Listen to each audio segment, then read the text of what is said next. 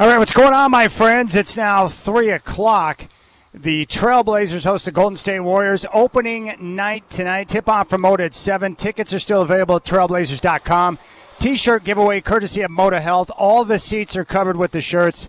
And right now the bowl is looking beautiful. Chris Burkhart will have Blazers game day at 5. Tip-off at 7 on your home of the Trailblazers, 620 Rip City Radio, presented by Coors Light. Elsewhere, according to Shams, the NBA likely to investigate the participation or lack thereof of Sixers center Joel Embiid. The team has announced he will not be available to begin the year and did not participate in the preseason. Sad news from baseball. Dodgers great Fernando Valenzuela has passed away at the age of 63.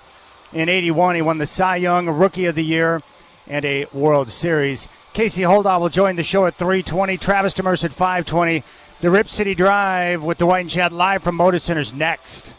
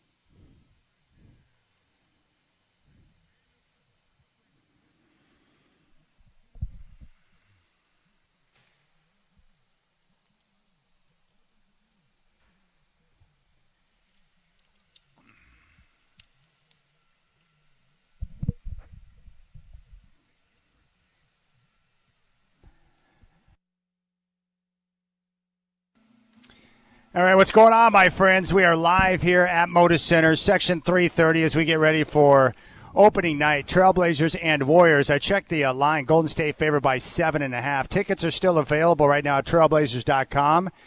Still time for you to get in on the action and get down here. And they've got a T-shirt giveaway courtesy of Moda Health. And right now all the seats inside the bowl are covered with the Rip City shirt.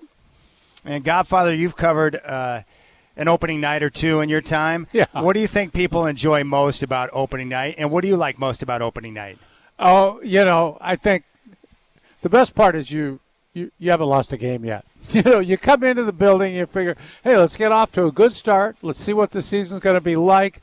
And over the years, the Blazers have had pretty good luck on opening nights, have done pretty well, I would say.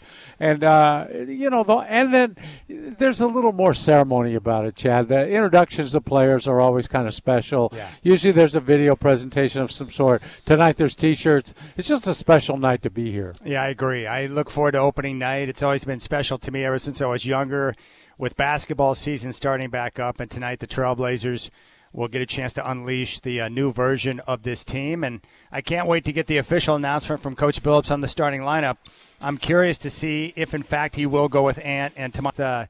The length, they have a chance to be better defensively. And the one thing they have cut down on so far in the preseason is the number of straight-line drives that have plagued them for years now. And I think part of that's because they got more size and guys who can, clog up passing lanes, move their feet, and play better defense. So we'll see how it plays out tonight. Yeah, certainly, Chad. They're going to have good rim protection when Klingon's on the floor. No doubt question about it. That guy is dynamite. Yeah. Love the way he plays as a rookie. As you put it, he doesn't move like a rookie. He looks like someone that comes out of a program coached by Hurley. Yeah, he's not tentative. There's none of that. He's aggressive. He looks confident. Now we'll see if that holds up when he gets to real games and runs into some pretty good players. But so far, so good. All right, so we're excited about this year. As you know, Sean Hyken is now with us from the Rose Garden Report. He's our Trailblazers insider. We're going to continue to hear from him throughout the season. We're excited about being here at Moda Center and the work with the Trailblazers. So this is going to be a lot of fun, and I can't wait. Now, Godfather 320, I think this is going to be an important one else. I went back and watched the 30 for 30 on Fernando just because I wanted to remember some of the details. But the numbers for how he began his career with the Dodgers, Godfather, absolutely amazing. And you've been watching baseball for a long time. But his rookie season in 81, he dominated 8 complete game victories in his first 8 starts, 5 of which were shutouts, including a streak of 35 consecutive scoreless innings, Godfather. Yeah, give me a break. Nobody's ever going to do that again. No. We know that, right? And that's what was impossible amazing, these days. with the story, too, there was great tension in California and Los Angeles at the time with the Latino community. And there was a lot of deportations with immigration, and there was high tensions, including that area, Chavez Ravine, where a lot of people were displaced, Latinos, when they came in to build the stadium. Now, Fernando came over and was unaware of all of that, and yet at the same time, because he caught fire right away when he started, he brought all of the Latinos, the Mexican Americans, all those baseball fans to Dodger Stadium, and they were able to capitalize on one of the most incredible baseball stories of all time. I just can't believe that he was that guy and dominated the way he did, and it was a perfect marriage between player, community, and team. Yeah, it wasn't long before the phrase Fernando Mania came about, and it was legitimate. I mean, it was crazy on the nights he pitched. You could not find a ticket. Those games were sold out all the time, and he was impossible for guys to hit when he first came up because he was throwing a screwball, which people didn't see very often, and in today's game, hardly ever see it. In fact, I saw a tweet from Dale Murphy said, if people threw it today, hitters would go nuts trying to figure out how to hit it. You bring up a good point, and I'm going to have you explain the screwball in a I second. want the ball to go the other way. Now, a curveball, the good ones in the big leagues go straight down, 12-6. They're straight down. A slider, breaks across. The screwball breaks opposite of a slider. It breaks away from a right-handed hitter. So he sees it coming in at the middle of the plate. But by the time it gets to the plate, it's over the outside corner. It's outside. Period. And it's really, you see hitters trying to chase it, and the ball's running away from their bat, kind of. And it's really, it also will sink a little bit if you get it right. And he just had it so good when he came up. He was a young player, strong arm. His arm held up. He was able to throw it a lot, and he did throw it a lot. Threw a lot of pitches in a lot of games, and in those days that was fine. That's what everybody did.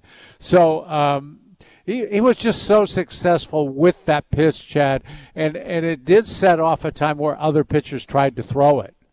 I asked you if you had a chance to communicate with him, but unfortunately, when you were covering baseball back in the day, even the 81 World Series, he had an interpreter, so you couldn't have, one-on-one interaction with him. You couldn't sit down with him, and unless you spoke, Spanish, then you had a real good shot, but I at the time didn't. So what I learned about Mike Scioscia, he actually learned and studied enough Spanish to where he could communicate and create a comfort level with Fernando, and he became his catcher. And that was before Scioscia took over full-time behind the plate, but he was Fernando's guy because he went through the effort to try and learn how to communicate with him, which is pretty cool. It is. He didn't want to say the wrong thing. He was very conscious of what he said and how he said it because he was such a hero down there. He didn't want to offend anybody. Mike Brito is the scout for the Dodgers who found Fernando, and the funny thing is about that is the Dodgers actually were searching for a Latino. They wanted to find a Latin star that could come in, and really they wanted to capitalize off of the large Latino community in Los Angeles. Tickets, they wanted to sell tickets. And so they went on the search for one, and Brito was down in Mexico scouting a shortstop. And Brito said, I wasn't impressed with the shortstop at all, but there was a left-hander that kept striking him out, and it turned out to be Fernando. Yeah. And, when the number I think was $37,500. That's what Fernando made in his first year with the Dodgers. Wow. That's craziness. With the year he put together. In those days, there hadn't been too many stars come out of Mexico. You would think there would have been many more because of the amount of Latin Americans in baseball, Puerto Ricans, Dominicans, Venezuelans, all of that, but there were just not that many in Mexico, and he just seemed to capture the whole community. It's just wild that he passes away just days before we get the rematch of the Yankees and Dodgers, which he participated in. They haven't met in the World Series since '81, this series that he starred in. And Game 3, he stayed in the game. He struggled, but Tommy Lasorda kept him in. He pitched a complete game, 149 pitches. Dodgers win, and that started their comeback in the series, and they won the championship. That's another thing that will never be done again. 149 pitches. Sorry. No way. Lasorda knew enough English where he said he found a way to communicate to Fernando in the game. He's like, hey, if you don't give up any more runs, we're going to win the game. And Fernando spoke English back and said, are you sure? That's great, man.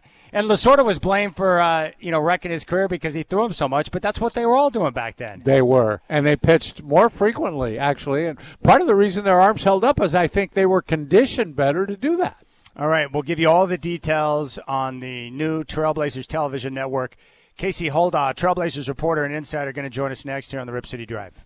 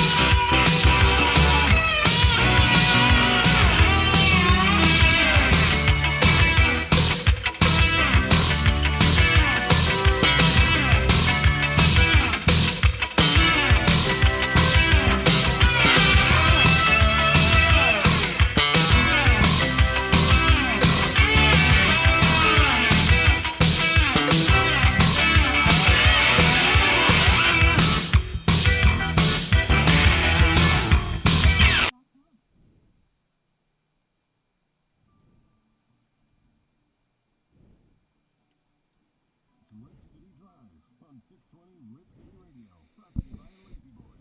What's your strategy for comfort? Listen on your free iHeartRadio app for all your music, radio, and podcasts. All right, opening night here at Moda Center. Trailblazers going to host the Warriors. Tip-off is coming up at 7. And joining us now from your Trailblazers, their insider and beat reporter, is Casey Holdahl. You can follow him on X at @CHold. Casey, good afternoon. Happy opening night to you, my friend. Happy opening night to you too, Chad. I'm actually in the building right now, riding the freight elevator up to where you're at. So it'll be kind of a multimedia interview here. No, I like that. We're going to get you on the phone and in person, which is great. But I think we should start with this. I'm going to wait. Since you're coming up here, I'll go ahead and wait for the details on the television network. But let's ask you this. We were talking about this with Godfather. What are some of the things that you enjoy most about opening night? Because you've covered many of them. You know, I think initially, like before getting to the basketball. Elevator to section 330 here at Moda Center. Now Casey Holdahl is going to join us in person. What's up, brother? How's it going? Hey, All right. Thanks for coming up, man. I didn't expect it, so I'm really happy you're here. All right, let's go over the details. You're all over this, and I know you're getting a lot of questions, and I certainly am. But the new Trailblazers television network, in partnership with K2 and their affiliates, it's awesome because people are going to be able to access the team for free. We know that if they have a digital antenna, that you can get games for free on K2 or 2.2, which is charge. So if you've got the antenna, you're going to be able to watch it on 2.2 tonight. So give us the breakdown on where they can find the games. So you might, if you have an antenna and if you're just starting to use an antenna, you're probably going to have to do the scan feature where it'll go through and find all those channels. Yep. And that's when 2.2 should come up if you're in range, which, you know, the nice thing about these broadcast channels, too, is that you don't need a ton of signal to actually get it. So if you have an antenna, you're squared away no matter what. If you have, like, say, Xfinity cable, you need to check your listings. I believe if you have Comcast Xfinity, it's at 320 is where charge is at. My understanding was that the Utah Jazz game was not in HD, but that wasn't necessarily on 2's side. That was on the Comcast side, so that should be in HD for tonight's game. So not 302 on Xfinity. Excuse me, 302, yes. 302. Again, it's and I also think there's a higher number too, but now I don't want to say the wrong number, Chad. Yeah. So It's but up in the 302 for thousands, sure. I think. yeah, exactly. Yeah. I think it's like 1170. Yeah. But I check in advance. Yes. That's what I've been doing. You know, like so I actually go to my guide and make sure that they're on there, and they have been on there for tonight's game. Okay, here's my question about that, because I have a friend who reached out to me that has Xfinity, and I said it's channel 302. I got that information from you. They hit 302, and it definitely is charge. But when they opened up the guide, it says like CSI Miami and not the Trailblazer game, but the game should be on 302. The game should be on. And was that recently? Yeah, today. Nuts. Well, that should not be the case. It should. I'm not sure why they're not on the guide yet. They should be. I know the team has submitted those games to be on the guide, so hopefully that gets scored. But yes, it will be there. Okay. That's unfortunate that it's not actually on the listing now. Yes. It will be there. Yeah, it's that charge is It's like a national channel for Sinclair. Yes. And it's one of their supplemental channels. And so while they carry kind of some of their national stuff locally here, when it gets to local programming, such as Trailblazer games, that is where you'll be able to find it. Okay, aside from channel 302 Xfinity, what are the other sources right now? Fubo? Fubo is on. I'm not. Again, it's the same thing like with your friend looking at the listings that are not being there yet. It is supposed to be on a lot of these things. So it is supposed to be on Fubo. That has been, my understanding is that has been squared away. But my understanding was that the Utah Jazz game was not on there. And again, I think some of these things take a little bit of time to kind of work their way through the pipeline. So Fubo is going to be an option. I can't say I'm to the point now where I don't want to say something is to be there for sure unless I have literally actually seen it myself. Yeah. Okay. Because I just don't want fans to get discouraged about it or get bad information about it. And so I would really recommend that you maybe just get to your TV just a little bit earlier before the game just to make sure you have it. Again, until I can actually visually see these things myself, I just don't want to say for sure because I don't want to give people bad information. And I really want people to know that, like, they're getting things the right way and that they're not getting jerked around. I agree. That's what I'm saying. And Dwight and I are the same way. We don't want to mislead people. Yeah. So we know that if you have the antenna, 2.2 for sure. You can also access it through Xfinity Channel 302. It should be, we believe, on Fubo tonight. Should be. On Charge, it should be, but we can't guarantee it. I haven't seen it myself, but I know it's on BlazerVision. Yes, because I have used BlazerVision and it has worked for me. Okay. Now, DirecTV and YouTube TV, not an option yet, right? DirecTV is in the works, but not an option yet. Okay. YouTube TV, as I understand, no. And the thing is, too, is that YouTube TV, a lot of people do have access to Charge. And so they see Charge on their YouTube TV, and the assumption, and I think it's a fair assumption, is that the games are going to be there. But since that is a national channel, and since it's a streaming property and there's rights kind of conflicts there, is my understanding at least, that's why it's not on Charge on YouTube TV. The other thing I would say, too, is that none of this stuff is completely set in stone just yet. So I think the hope is that at some point in time there will be more carriage on some of these supplemental streaming sites. But as of right now, my understanding is that there is not. And if you're listening to us in another smaller town or city in Oregon, if you have a Sinclair station in your market, they're going to carry the game. They will have the game, exactly. Okay. And again, you'll have to have an antenna, and you might have to do a scan, particularly if you haven't done one in a long time, because it might have to actually pick up that channel signal. Yeah. But it should be on there. Yes. Okay. And I've got an antenna in my room that I use, and you'll be amazed at how many channels you get access to. But the scan feature on your television, it's real easy. You do a scan, it picks up all the stations, and then you'll be able to flip through or just put in 2.2, and you're set up for 2.2. And one of the things, too, is that it's almost – it seems odd that, the broadcast that's coming through the antenna is in HD, and sometimes, like, the one on cable wasn't the last time. Yeah. But, like, the picture on the actual over-the-air broadcast is really good. It's phenomenal. It's a great picture. So if your concern is, like, well, I'm used to having cable or dish, and is it going to look good? Yes, it will. And again, in some regards, it might actually look a little bit better than. I might be speaking out of turn, Casey, but I think that's impossible. It's 4K. Yeah, I think I don't want to mislead people, but I heard it was 4K. I believe it is too. But again, I don't have 4K television, so like I couldn't. Yeah. I'm at the point now where like I know people throughout the years have just been so skeptical about access to the broadcast that like.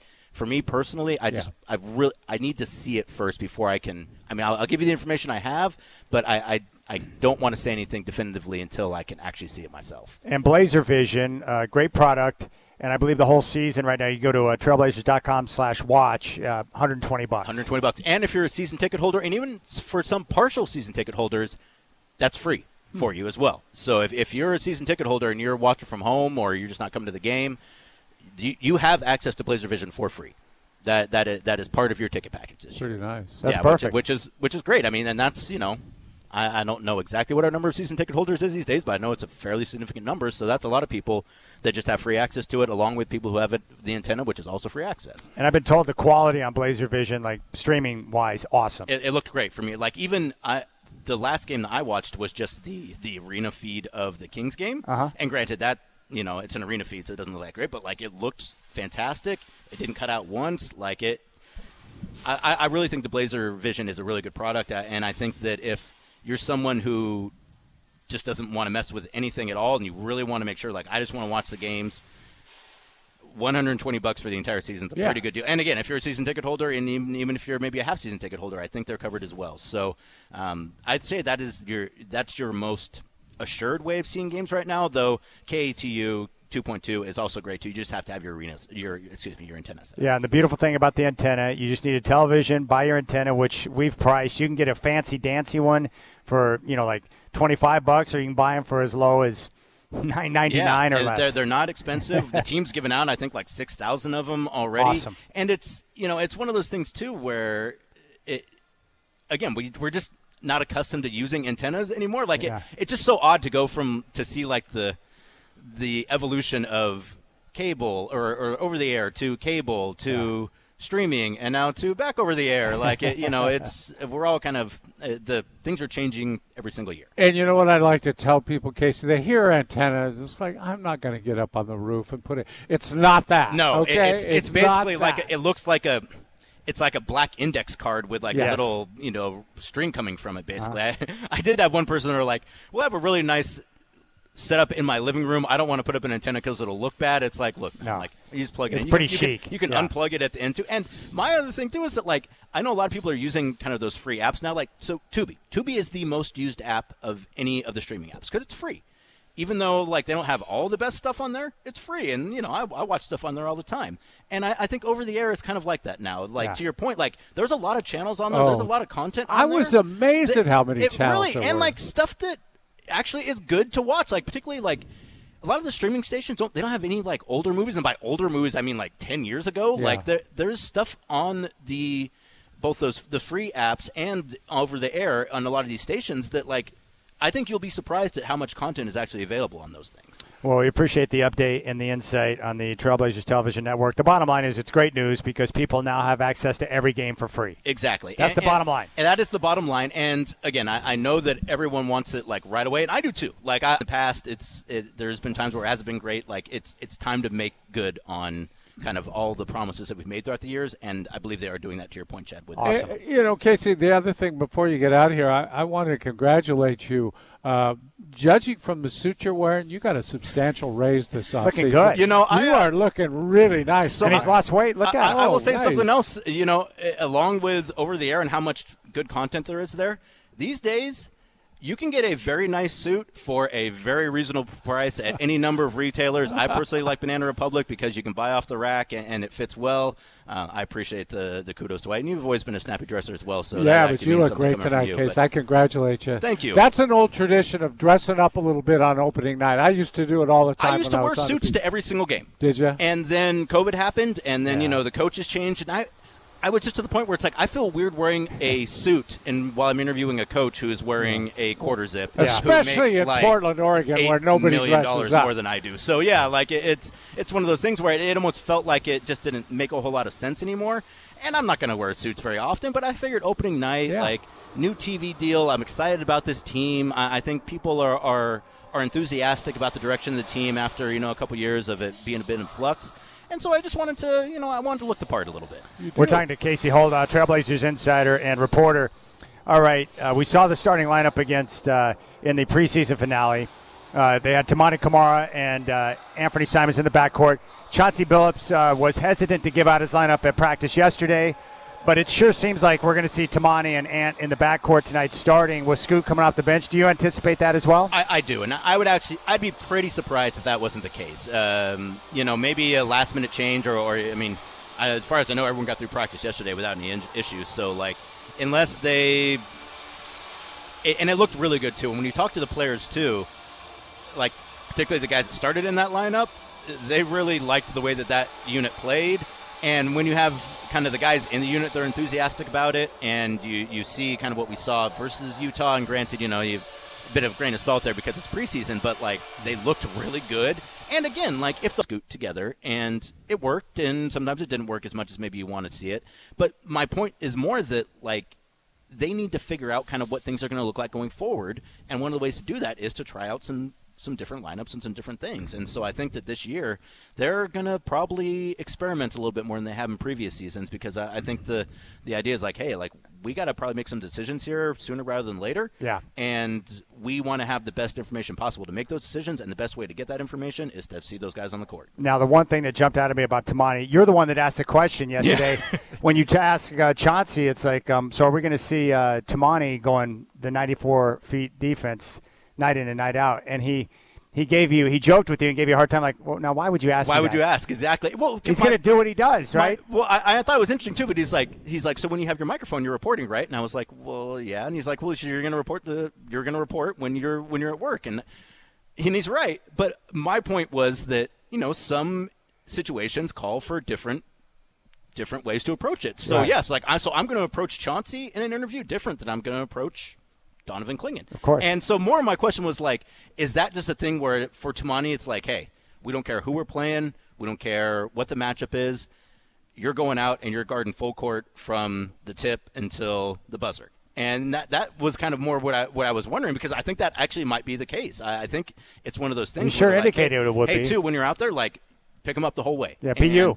And I think that that's a great thing. One, I think it's going to help the team immensely. I think fans really love to see that kind of effort, particularly on the defensive end. And again, if you want to be better defensively, you have to give a bit of preference, I think, to players who have more defensive chops. I just get the sense that Tamani is like that's the exact type of player that Chauncey wants. Yeah, I almost have to kind of catch myself a little bit. Like, I've been so high on Tamani, like going back in the offseason, like just seeing him in workouts, I was really taken aback by how good I thought he looked every single time I saw him. And in preseason, it's been the same. And so, like, I probably have to kind of tamp down some of my own expectations for Tamani, because he's the guy, particularly with Shaden, being out for a couple weeks here at least, that I am most interested in seeing this season. Yeah. And again, like, I just think that, between his size and, athleticism and his approach to the game, he's a little bit older too because he played 4 years.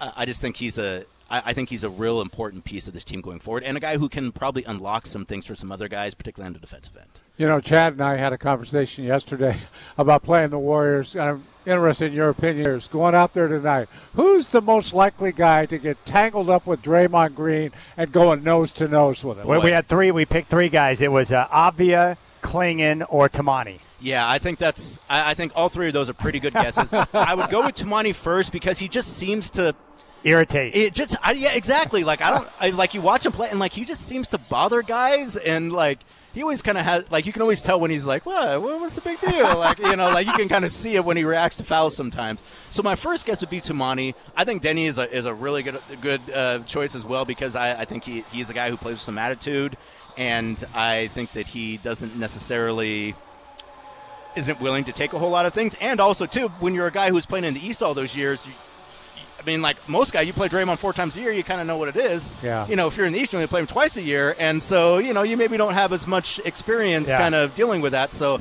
I think Danny's right up there. But here's my thing. Draymond loves to pick on the rookies, and he's going to get after Klingon a little bit if he has the opportunity. If he's on the floor at the same time, I don't think Klingon backs off from anybody. I don't think so either. No. Again, when you're a player, when you're a guy like Donovan, and this goes for your entire life, like when you're big and you always kind of have a target on you, like guys go at you. Yeah. And, in prep basketball, they go at you. AA basketball, those guys are going at you. And so you kind of become accustomed to, like, knowing that guys are going to test you, more so than I think if you're kind of a guard or a forward. Yeah. And you're also a guy from Connecticut, so, like, guys are just going to – they're going to try you. They want to figure out what you're about. And every time I think anyone has an opportunity to kind of do that with Donovan, I think he reacts in the way you like to see it. Because you're right, he's got that thing in him that when it's on the floor, like, it switches. Well, we believe that if Draymond were to start something with Klingon tonight and Klingon didn't respond, that even Hurley would call him and be like, what are you doing, man? Don't let a guy do that to you. Exactly. He would probably chew him out. You cannot get rooked by these guys. And it's a great point. Yeah. Like, he would get on him. You don't have to get into fights. You don't have to be It's mean. never a fight anyway. anyway. Exactly. No one's ever really going to throw. Yeah. But, like, you can't get punked. Like, and Chauncey's big on that too, like particularly a former player, and with the Pistons, like, their whole thing was like, we play with an attitude, we bring a certain edge to the game, and we're going to play right on that edge, and if you don't like it, tough. Like, that's the way we roll. And so I think he's really tried to instill that in the team, and particularly in guys like Donovan as well. It reminds me of when Peyton Pritchard, remember a couple of years ago when he was styling and putting up shots and kind of rubbing it in on the Blazers? Yeah. I remember after the game, Chauncey said he was disappointed that no one stood up and delivered a hard foul. Exactly. Like, you don't have to deck the guy, but, like, send a message. A hard closeout that keeps going. We're not going to let you punk us like this, man. And again, it's like that they're making a choice too. Yeah. And they know what it is, and they have made, in that situation, the calculation that, like, hey, these guys aren't going to do anything, so I'm going to do what I do, and if they're going to react to it, fine, I'll react at that point. But, and again, so, like, they're challenging you as well. Like, they're not getting up those shots just because they want 3 more points. Yeah. They want to show to you, like, this is what I think about you, and if you're not going to kind of challenge that assumption that I'm making, then I'm going to keep treating you that way. All right, Casey Holdahl, you can follow him on X at @CHold. He's got the Blazers Balcony with Brooke, which is terrific. We are that on 620 Rip City Radio. And, of course, he does his Briefcase, which is a terrific podcast. Thank you so much for coming by, man. Thank you, guys. Really appreciate it. And, I'm looking forward to working with both of you guys this All year. right, happy opening night. Thank you. You too. All right, we'll come back. We'll keep things rolling. Travis Demers stopping by at 5:20. It's the Rip City Drive with Dwight and Chad.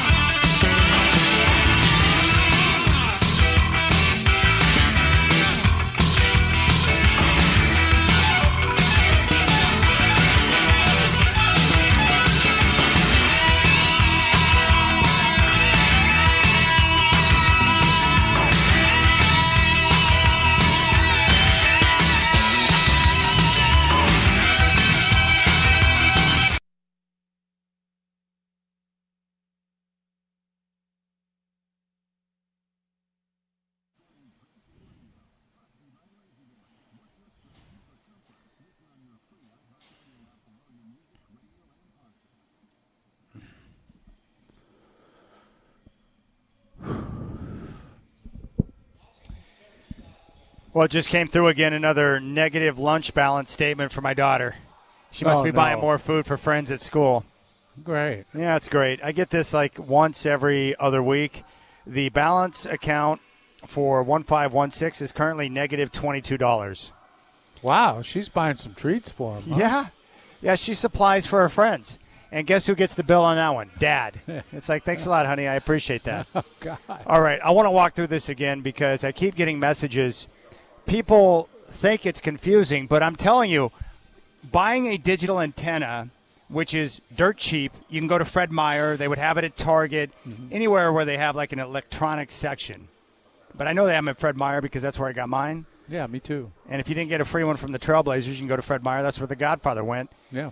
You go and spend a few dollars on the digital antenna, and I'm telling you, it would take you, I don't know, 5 to 10 minutes between opening up the package. Sometimes that plastic can be a little bit hard to open up with the scissors. I agree. I'm always worried I'm going to slice a finger off when I do that. It's like, what is this, like nuclear? Why is it so – how can they get plastic so hard to open up sometimes? Like even with dog treats or dog toys, it's like, what the flip is going on here? Yeah. So by the time you open up the receiver and you plug it into the back of your television, one plug-in, what is it, like a coaxial cable or whatever you call that thing? Yeah, it's coax.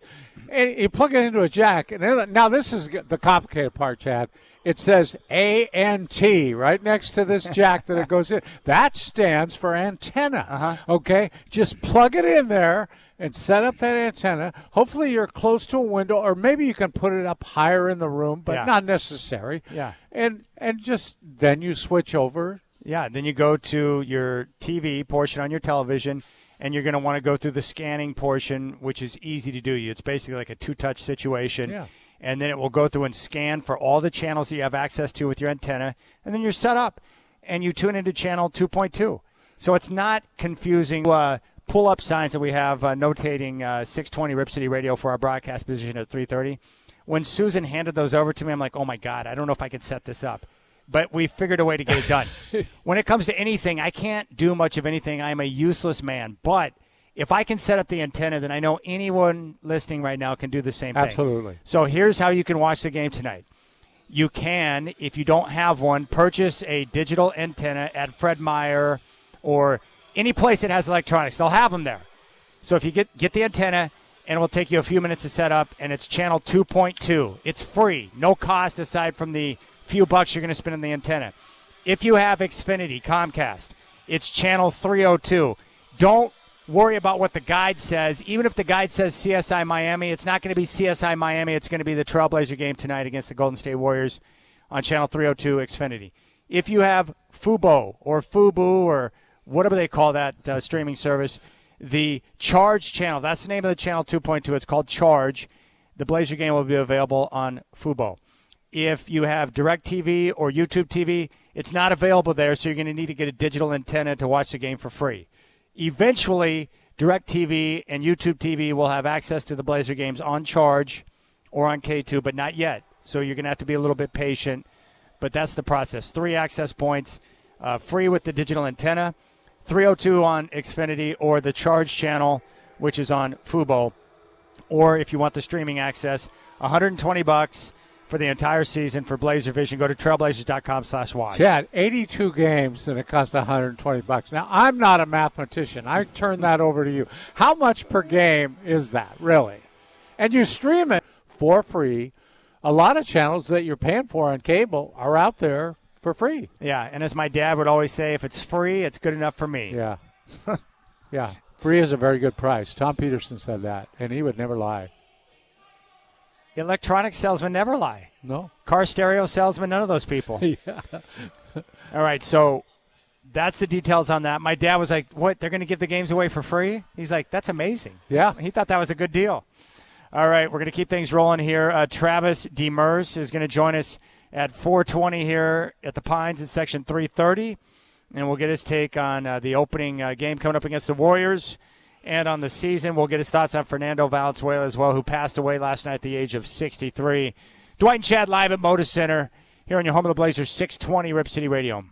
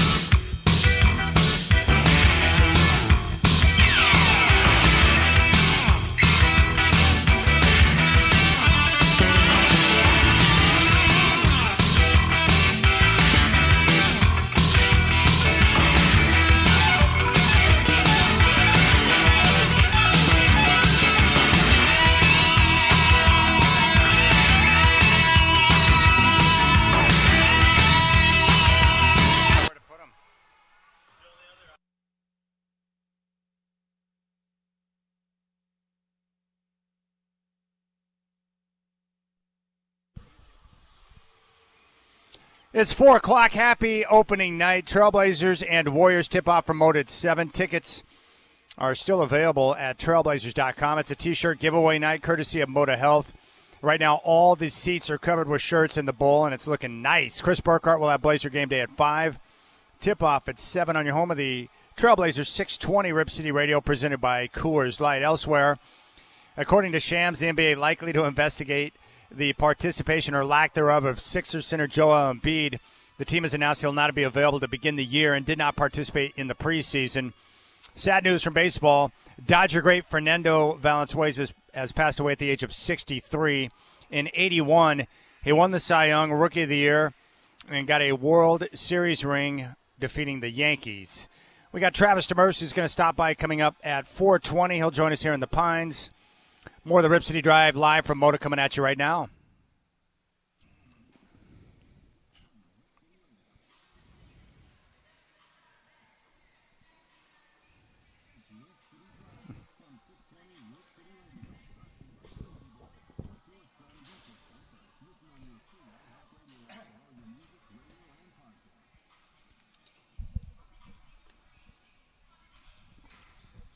All right, Chris Burkhart is on site now. He's got game day coming up at 5.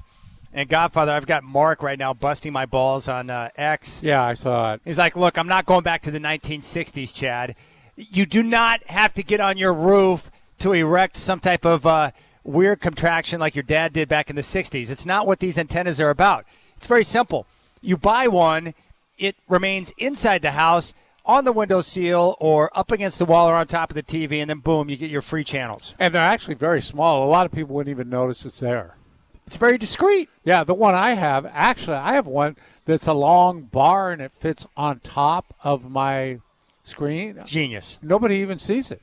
Genius. But you have to use your wife, Nancy, who's got the steady hand. She has to plug it in the back. Yeah. Because I have wall-mounted TVs, so I can't get my gigantic hands in behind the TV to do it.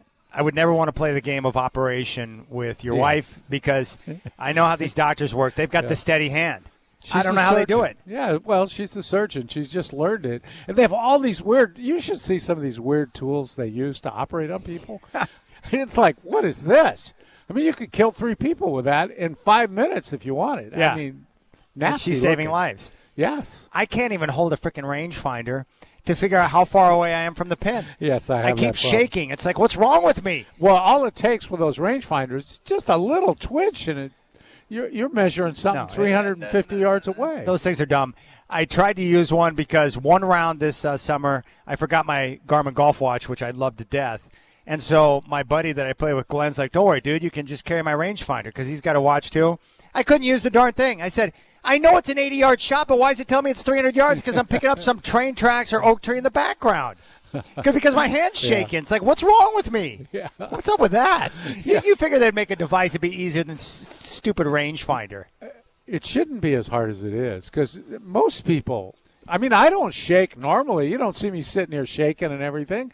But when I hold that rangefinder, just a little tiny twitch, and it looks like you're 1.5 miles away. All right. Aside from Draymond getting into a tiff with either Avia, Klingon, or Tamani, what I'm looking forward to the most is just seeing this new lineup out on the floor with this newfound size. The Trailblazers averaging over 6 feet 7 inches in their starting lineup. They're now the biggest team in the NBA. I want to see how that all works together on the floor and see if some of that chemistry we saw in the preseason translates. But in terms of players or different aspects of this team, what are you most interested in watching tonight with the Blazers when they take the floor with the Warriors? I think the defense, Chad. I think that's the most interesting thing. That's where they needed to improve the most. It should be better given the players. And Casey mentioned it. If you want better defense, put better defensive players on the floor. What a concept. Yeah, I know. It's a very difficult thing to figure out. It took me years to figure that out. But, yeah, that's what works the best. And I think that's what they're going to do. And this, make no mistake, this is a hard team to defend. They're going to run you all over the floor. They've got that great half-court offense where they move the ball, move bodies.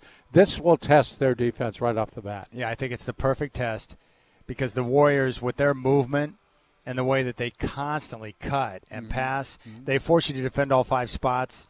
if you're not in sync defensively, or if you're out of alignment, or you got a guy that's not paying attention, you'll get burned. Yeah, and keep your eyes open. Terry Stotts now an assistant coach there. Terry. And you're going to see a lot of those flare screens that you used to see and dribble handoffs, all those things that Terry used to run. Warriors are doing a lot of that stuff now. Don't you think being an assistant working for Steve Kerr, like that would be the right head coach to have if you're an assistant, right? A guy that empowers. Yeah, I would think so. And when you see in the exhibition season how much of Terry's stuff they're running, it tells you he gave Terry Stotts the offense. That's what it looks like. And they're running this stuff probably better than the Blazers did.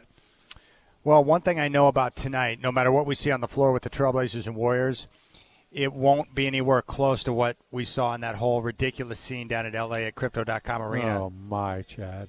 With the weird, contrived effort to get LeBron and his son on the floor together. And then you had Ken Griffey Jr. and his father there on hand to watch. The whole thing was staged. It was a travesty. An embarrassment to the really organization. And it was all just a big thing set up. Poor Bronny was a pawn in LeBron's life story, basically, and I just didn't like it at all. I am convinced now after watching that last night, and I didn't want to watch it because I knew it was going to make me cringe, and it did. Yeah. But here's where I come out on the whole situation with LeBron and Bronny. I like Bronny, and I think he's got the right attitude. He's got the right approach. I like the way he handles himself when he's being interviewed. Mm-hmm. Everything that you see from LeBron James, it's all about LeBron James. This is nothing new. He cares about LeBron James, his image, trying to write or rewrite the history books because he wants to improve his legacy. He wants people desperately to look at him as the best player of all time, even though that's never going to happen. And he's always about himself. He's the ultimate poster child for the me generation. And this whole effort to get Bronny on the team is not about Bronny's best interest, but it's about what LeBron perceives as his best interest. Yes. And unfortunately, when you do that as a father, you put your son in a bad spot. Because here's the truth. Even though it's cool that Bronny got to take the floor last night, he didn't deserve to be on the floor because his game does not now. Yeah. So LeBron is putting his own interests above everything else and putting his son in a bad spot. Because if you're a teammate, they'll never say it publicly, but they know that it's a joke. It's a clown show. Dog and pony show. It's amazing. By the way, Chad, what'd you think of the way LeBron played last night? How did you like that? Well, he did not look like the LeBron that I remember. Like, he didn't play well. But I'll give credit to the Lakers, and maybe this is J.J. Redick, and we'll see how things play out with him. The Lakers played hard. And more importantly, they went through Anthony Davis, who is their best player at this stage in their careers. And that's the way I believe they have to play in order to be successful. So we'll see how LeBron plays. Maybe he was just so focused on the sideshow with him and his son that he just didn't play particularly well. But if they play that hard and they get other guys like we saw from Hachimura and some of the other key spots to play and engage defensively, I still don't think they have enough three-point shooting. And then they're going to struggle with that at times. But if they run through Anthony Davis, they're going to get to the foul line. They're going to get a lot of points in the paint, and their size will give teams trouble like we saw last year at times. Well, and Anthony Davis is still good enough to beat teams by himself because he plays both ends of the floor. He was really good defensively last night, let alone his offensive game. I'm a big fan of Anthony Davis. I know a lot of people crack him because, he's had issues at times of not being available because he gets dinged up a little bit. I think some people view him as being a little bit softer than players of his size typically are. I just think he's a dynamic player because he's great two-way, and he's a big guy that can handle the rock. He can shoot. Mm-hmm. He can put the ball on the floor. He can play with his back to the basket. Like, he's just a unique big. I haven't seen too many guys at his size that can handle the rock and play the way he does. And he's gotten real good at making threes. He's a good clutch player. He doesn't back off from the pressure. Gosh, he's one of the great players, really. I'm not going to overreact to one game because I respect Chris Finch and, the coach at Minnesota, but they looked like garbage last night. I mean, they weren't connected defensively. Julius Randle was out there just loafing around. He was terrible. He was really bad last night. What a mess. I guess the reason why, and we talked to Golliver about this earlier in the week, they must have made the move. It was strictly a salary consideration because they were paying too much money with Towns and the big contract he had. But that move did not make them better.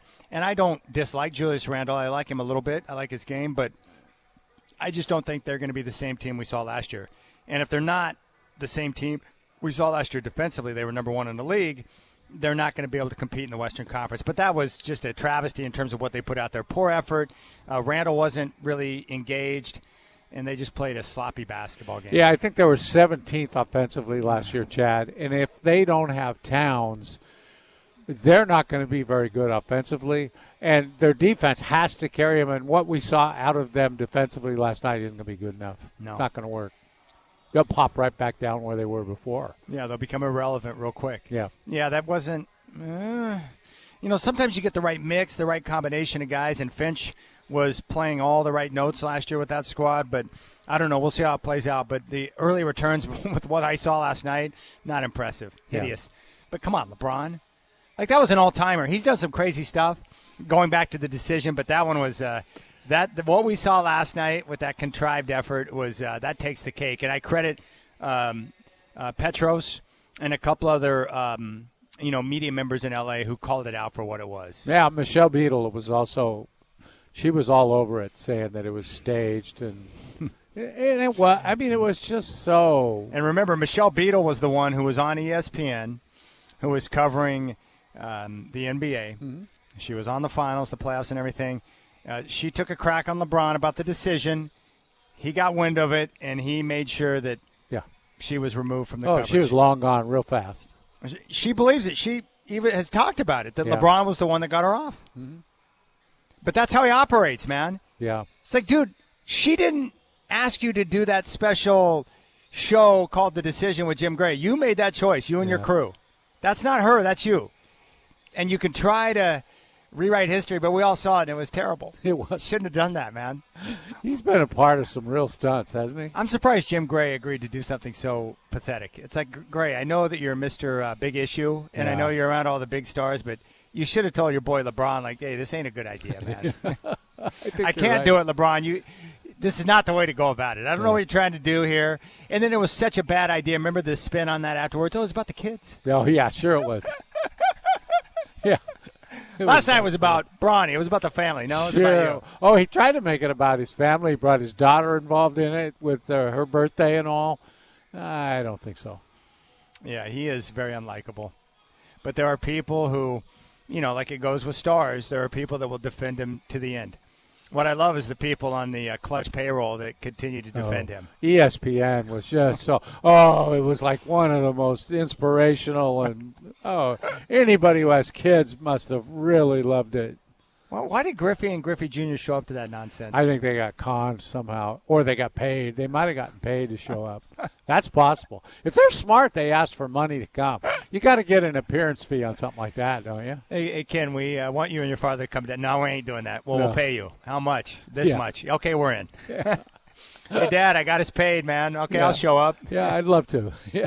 Then again, if Clutch would have reached out to me and, hey, Chad, we know that you've been a longtime critic of LeBron and what you consider to be clownish behavior. Would you like to come down? I'm not doing it. We'll give you X amount of dollars. Okay. How much would it take? Probably $10, right? No, I'd do it I'd take more than that. Free game tickets, free transportation if down they kicked in, I'm cheap. Ticket to Game 1 of the World Series. Yeah. You go for that. I'd do it for $50,000. 50 grand. 50 G's. And I put a smile on my face and I tweet a bunch of nonsense about LeBron being awesome. Yeah. And then people could call me out for being a fraud. And I'd be like, hey, man, they paid me. What can I say? It says something about your character that you're not afraid to say, yeah, I can be bought. Yeah. It's just a matter of the price. No, that's the difference between me and LeBron. If he would have just come out and said, hey, I know this is about me, but I really want to do this, so I don't care what you think, I'd respect that. Yeah. Instead of trying to put on some clown show about it being legitimate, that was horrible. His son really shouldn't have even been on an NBA bench last night. Oh, my gosh. All right, we'll come back. Travis Demers, the voice of your Portland Trailblazers, is going to join us. We'll get his take on the Trailblazers, the starting lineup, what he expects this season. And we also want to get his World Series prediction because his Yankees are in against the Dodgers. And I know he's got a lot of takes on Fernando Valenzuela, so we'll get his take on Fernando Mania. So Rip City Drive with Dwight and Chad.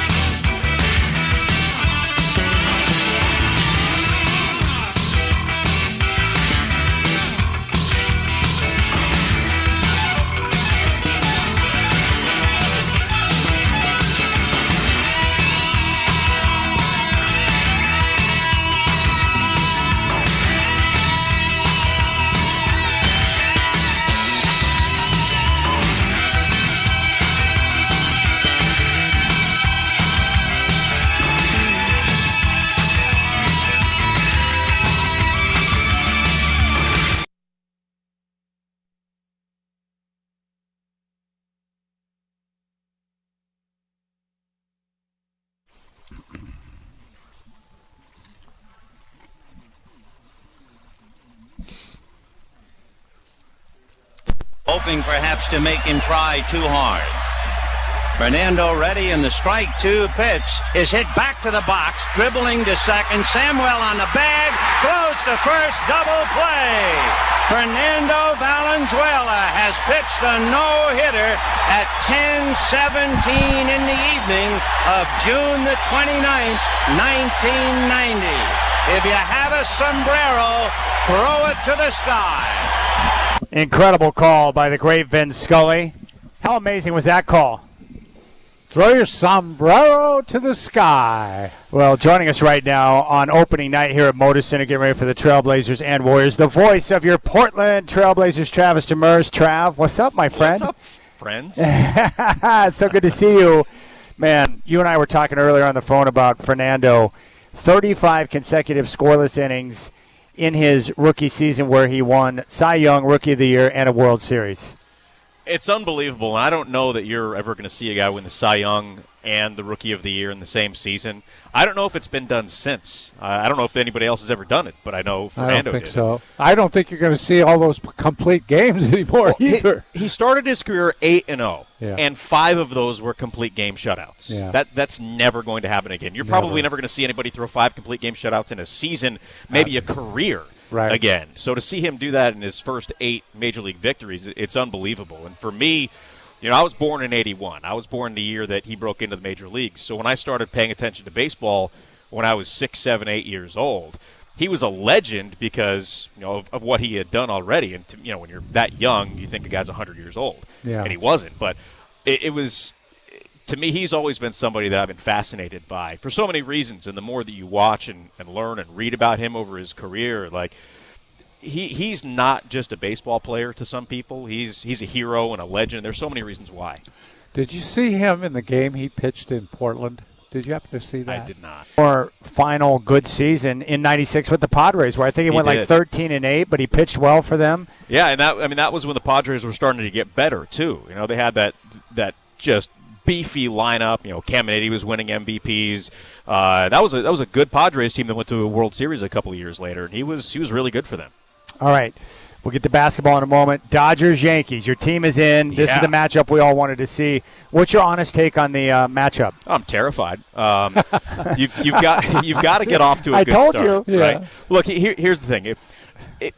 Flaherty pitching in Game 1, I think, is an advantage for the Yankees because he can give a home runs. Right. And the way that Stanton, to me, right now is kind of the X factor for the Yankees because you know that Judge, in the postseason, he's been cold, but he can be hit or miss. Soto has been incredible. The lineup in general has been very good, but when Stanton is on, he is locked in, and he has been locked in for about 3 weeks right now. It's amazing. With him, he hit under 200 a couple of years ago. So the fact that he's going to rally like this in his first World Series after being in the LCS a few times and win LCS MVP, and he's just hitting lasers, and he is on. With him, it's either going to be a rocket or a strikeout, and he is on, and he's not pulling his head out. He's staying down. He's hitting the ball. When he makes contact, it's going to go a long way. And if he can continue that in the World Series, I think they're going to have a great chance. Dude, he went to pitch though. He went to the new Yankee Stadium that you and I've been to together the first time this year with your pops. How cool is that? Yeah, it's the first time I've been to a game with my dad since 2007. Wow. And it was awesome. We got some real good seats on the first baseline. Dope. We got him a Yankees hat and one of those Yankee player T-shirts. He got a Judge one, and I was wearing a Stanton shirt. No, I was wearing my Soto shirt then. Nice. And it was awesome. I hadn't been to a game with him in so long, and it was great. All right, Travis Demers is here. You got to give the stats to Godfather because I keep telling him about the Blazers' newfound size. Yeah. And it's mind-blowing to him because for so long they were undersized. But what are the stats on the Blazers' starting lineup and the overall size of the team? Well, now? I don't know about the starting lineup, but in terms of the roster, they have the tallest roster in the NBA with an average height of 6'7.94 inches. Jeez. But- Basically 6'8". Yeah, and that is the tallest roster in the league by about an inch. Wow. And they have 11 guys over 6'7". When a couple of years ago you had to start guys who were 6'5" and power forward. Yeah. So to see what Joe Cronin has done, and now this team has an abundance of wings, and I think there's a lot of similarity and overlap, maybe a little redundancy in terms of what some of those players are, and you can't give minutes to everybody. But what it does is in a position of need around the league, it gives you some flexibility, and all of those guys are developing. That's amazing, isn't it, with the size? And what did you say about the rating? Number one defensive rating in the preseason, number one net rating? Number one net rating, number one defensive rating, number 15 offensive rating. And for a team that last year that was just awful offensively. It was a bad offensive team. And, I mean, you can see why. Because they didn't have the same offensive talent that they've had in years past. And the offensive talent that they did had was injured for a good chunk of the season. So they had one of the worst offensive ratings in the NBA last year. They were 29th in the league in offensive rating. So, and again, it's the preseason. You also played a team from Germany. But you look at what they did against Sacramento, who played their starters the entire game. You look what they did against Utah, who played rotation guys into the second half, and you smoked both of them. And because of defense. Yeah, the offense was good, but the three-point shooting wasn't good in the preseason. It was awful against Razio Farmoum. But defensively, they were really good. They were forcing turnovers. They had 2 separate games where they had 30 or more points off of turnovers, and those were against NBA teams. It was against Sacramento, against their starters, and against Utah. 30 points off of turnovers against the Kings and 33 against the Jazz. And I don't know how much of that is going to be sustainable for a long period of time, but it shows you that there is significant improvement. All right, which of these following 3 players is most likely to get into a tiff with Draymond Green? Denny Avdia, Donovan Clingan, or Tamani Kamara? Yes, but it's Tamani Kamara. Kamara's not going to back down from anybody. And I think the difference between those 3 guys is Kamara has no problem being the silent instigator. Yeah. Right? Clingan's not going to back down. He's a big dude. He's probably never backed down from anybody in his life. But he's a child. He's 20 years old. Denny Avdia, I don't see him being the initiator of that stuff. Tamani Kamara is the guy that's going to do little things to you that's going to bother you and eventually get you to break. And I think if there's... guys in the league aren't used to being defended constantly throughout the course of the game, so a guy like Tamani can irritate because he just won't back off. No, he won't. And you just see the aggressiveness from him. And really, it's not just him. I was really impressed by Chris Murray and Ryan Rupert's defense throughout the preseason. And I know you guys saw the home games, but there was a play in the game in Sacramento where Roops is defending Malik Monk, who is a very good, very smart basketball player. Defending him, just a normal bring the ball across midcourt, and he defended him into a backcourt violation and made him bring the ball back across midcourt. Again, it's the preseason. Was his focus there? I don't know. But those are the kinds of things that, okay, that is a sign. And all of these things add up over time. Roops is 20 years old. He's still a really young guy. I think there's a lot of development there, a ton of development still left from him. But the confidence from the end of last year to beginning of this year, it's so noticeable. Who do you expect to be in the starting lineup tonight? Is it going to be Tamani and Ant? I mean, Chauncey he didn't give away the starting lineup yesterday. We'll find out today. Yeah. But that's what everyone seems to think it will be with Scoot coming off the bench. What's your read on that? Yeah, I would expect that. And, look, I could be wrong. I don't want to speak for him. But the lineup that we saw against Utah, Anthony, Denny, Tamani, Jeremy, and Donovan Clingan, but DeAndre Ayton will start in his place. That starting 5 it's a big starting 5 because essentially Denny Avdia is your 2 guard in that spot, and he's 6'9" for your 2 guard. He can play defense, he can make plays, he can shoot, he can back down guys. It's a big starting 5, and then you've got Scoot coming off the bench to run the second unit. And Ant is more of a combo guard, but I think he's more of a point guard too. And I think you get into a little clunkiness at times when you have Ant and Scoot on the floor together, and I think you're best utilizing those guys when you stagger them a bit. All right, the Warriors, this is going to be the first time in well over a decade that we're not going to see Klay Thompson in a Warriors uniform. What's their lineup going to look like tonight without Klay? Yeah, obviously we'll see Steph, we'll see Kevon Looney, we'll see Draymond Green. They have a number of different guys that have been able to step up. I think DeAnthony Melton was their best offseason pickup. And you look at Buddy Hield. And, look, Buddy Hield's a terrific three-point shooter. But Buddy Hield is a role player on this team. DeAnthony Melton's kind of that Swiss Army knife guy who can do everything. He can defend multiple positions. He can score. He can facilitate a bit. I can't stand the Warriors, Chad, and I was a little frustrated when they signed him because there are certain guys that you kind of like to root for, and now I can't root for him anymore. I could root for him when he was in Philly. I could root for him in other places. I can't root for him when he's in Golden State. And I think that fit of those 2 guys together, D'Anthony Melton with the Warriors. I don't know that they could have found a better fit there. But then you also bring in Buddy Hield, and he replaces that three-point shooting from Klay Thompson.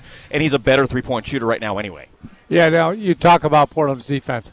What a way to start the season against one of the toughest teams to defend in the league, I think. They're going to run them all over the half court with that offense of theirs. And now they got Terry Stotts there. He's got a lot of his stuff installed already, the flare screens, dribble handoffs, all that stuff that he ran. It looks like Steve Kerr just said, here, take the offense, because they're running a lot of Terry stuff. Yeah, they are, and they didn't lose a preseason game. And you look at, Steph Curry and Draymond Green, those guys didn't play a ton. I think Draymond played 85 minutes in 5 preseason games, and Steph played like 73 minutes in 4 preseason games. They weren't playing a ton of minutes, and they were still winning every game because they are deep. I don't think they're the best team in the West, but I think they're a very deep team. Brandon Podziemski is really turning into a nice two-way player for them. Yeah. They added some good pieces.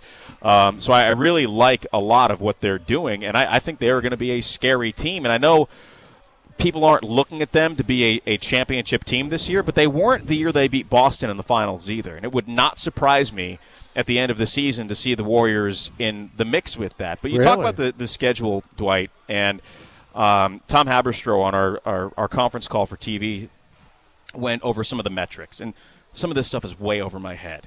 But the metrics say that the Trailblazers have the toughest schedule in the NBA over the last 5 years combined. Their schedule through the first 30, 35 games is the toughest schedule the league has seen in the last 5 years. This is a brutal schedule. 29 of the first 31 are against Western Conference teams. I think it's like 18 of the first 31 are against playoff teams from last year. And you know that the teams that were on the fringe last year are still good teams. Yeah. You've got 2 games through the first 30-plus that are Eastern Conference teams. One of them's Indiana, and one of them's Atlanta. And this is going to be a really, really tough test. What I like about that is that in the beginning of the season, when you're trying to implement stuff and you're struggling, and there will be struggles, the schedule is going to lighten up at the back end because you're going to have 28 games over the last 48 or so that are against Eastern Conference teams. And that's when you're going to see that improvement at the end of the year. So when you're playing competition that is, I don't want to say it's not as good, but the tougher part of the schedule is early. When you have a little bit lighter schedule and you're making those improvements, it's going to show up even more. Who do you think the best team in the West is? I don't know. Oklahoma City looks like they are. They're now the second youngest team in the league, by the way. The Blazers are the youngest team in the league as of opening night. The fact that that team is as good as anybody in the West. I don't think there's anybody better than Oklahoma City. I think Denver's taken a little bit of a step back.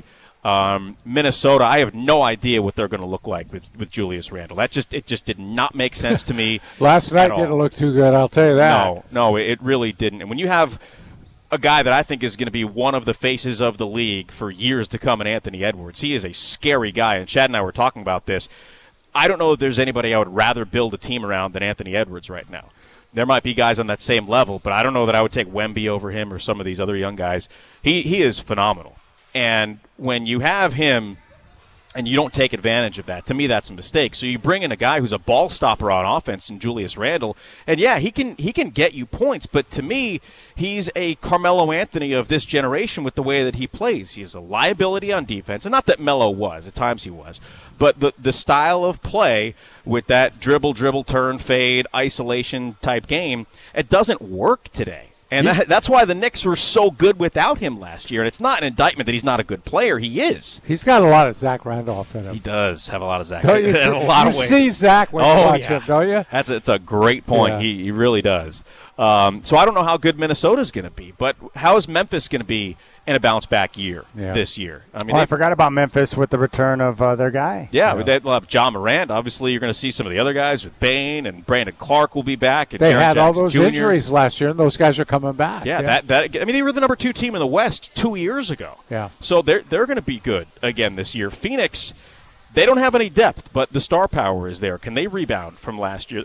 There are so many good teams in the West that I think it would be foolish to make a pick out of any of them. You know, Travis, most of the guys I know who really are involved in the game think Budenholzer's going to make a huge difference in Phoenix. Yeah. He is so good at preparing his teams, especially in the regular season.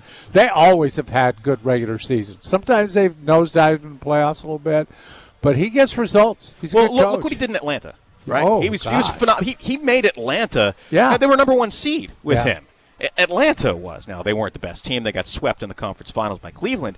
But I think the difference between what he did in Milwaukee and what he has in Phoenix. Milwaukee, there was some youth there. There was athleticism. There was health. Chris Middleton's been banged up now for years, but that team that they had, whether it was Portis as a supporting player, they had a number of guys that were really good supporting players. When you get past that starting 5 of Phoenix, where's the rest of it coming from? And that's my concern. Bradley Beal hasn't been healthy in a while. Kevin Durant is still phenomenal. Booker is terrific. They've got a lot of really good players, but they gutted that team to go get Kevin Durant. And what took them to the finals wasn't just the fact that Chris Paul came in and grew everybody up in a hurry. It was that they had depth, and they don't have that depth anymore. Yeah. And I think Budenholzer's a great coach, but when you have guys that aren't available and somebody gets into foul trouble, or you're in the conference finals and you got 37-year-old guys that are playing 40 minutes a night and they need a break, and you don't have that guy to give them a break, I think that's where they get in trouble. All right, Travis Demers, voice of the Portland Trail Blazers, going to be on the call tonight. Tip-off is coming up at 7. The bowl looks great right now with the T-shirts, courtesy of Moto Health out there. It's looking nice. I haven't gone out there yet. I was going to go out there and snag a picture here in a minute. Well, dude, it's a great time to be you, man. Opening night tonight. Yankees are in the World Series. It's all good, brother. Yeah, if only Daniel Jones wasn't terrible, I'd be in business. There's a lot of people saying that, including the New York Giants. That's right. Gosh, they're almost Drew Lock it is, baby. Yeah. When you get benched for Drew Lock, that means you suck at quarterback. Pretty much. All right, man. Thank you for coming up. This is awesome, dude. Absolutely, dude. All right. Oh, that was the most awkward right handshake man moment. Ever. Yeah, totally. All right. We'll keep things rolling. Rip City Drive. Chris Burkhardt standing by. Blazer Game Day coming up at 5, presented by Coors Light.